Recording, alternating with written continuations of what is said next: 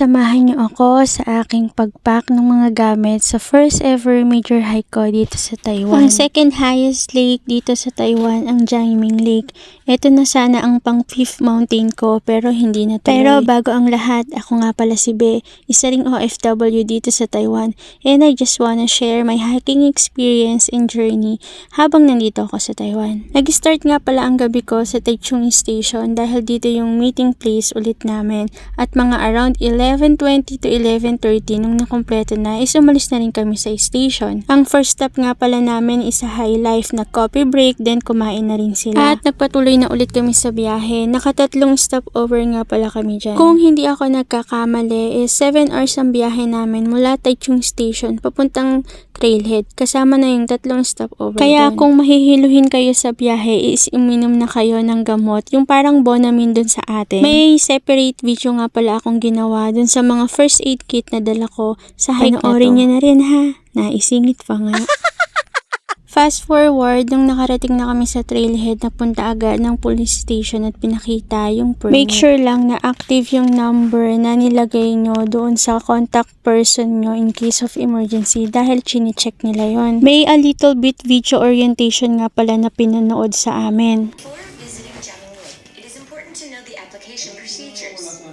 Sinabi din dito na pwede kang makaranas ng altitude sickness, kung anong dapat gawin mo pag nakaranas ka ng ganito, naka-encounter ng mga different wild animals while hiking, at yung mga iba pang risk ng pag-hike na to. Dito na mag-i-start yung hike namin, then kailangan ng prayers and briefing syempre. Maraming salamat.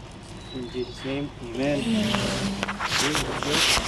Then, in-explain na rin ng aming coordinator yung itinerary namin for 2 days. Ang oras ko, 9:30. Dating siguro tayo mga 11 or 12:30 dito. 2. So, 2, 3, 4, 5, 6, 7, 8, 9. 9:30, wake up. Tapos, alis tayo ng 10. Pagdating nyo sa cabin, pahinga kayo. Tapos, bago tayo kumain, siyempre mag-asikaso kayo. Ano na kayo ng ano nyo? Ang gamit nyo ng pang night trek. Okay. Importante lang ang food, tubig, headlight. Headlight naman lahat, no? Tapos, alis tayo ng 10. Dating tayo sa cabin 2. 4.3 kilometers nga pala simula Trailhead papuntang first cabin. Okay nga pala ang mga signal ng cellphone dito. In case na binabalak nyong mag-Jiangming Lake, ganito nga pala ang itsura ng first cabin. Ganito yung itsura ng higaan nila. Double deck nga pala to, at ang tanging nagiging harang lang is yung kortina sa harapan at saka sa dalawang gilid. Yung CR nga pala nila dito maayos pero hindi mabango. Wala nga palang liguan dito. Halos kumpleto nga pala sila sa gamit sa kusina dito. May hot water and warm water. Kaya kung nabibigatan kayong magdala ng rice or kaya hindi kayo mahilig mag-rice is pwedeng-pwede dito yung mga cup noodles o kaya yung instant meal na lalagyan mo lang ng hot water is okay na. At nagpahinga na nga kaming lahat dito para sa akyat namin ng 9:30 PM pero nung nagising kami, ganito ang bumungad sa amin.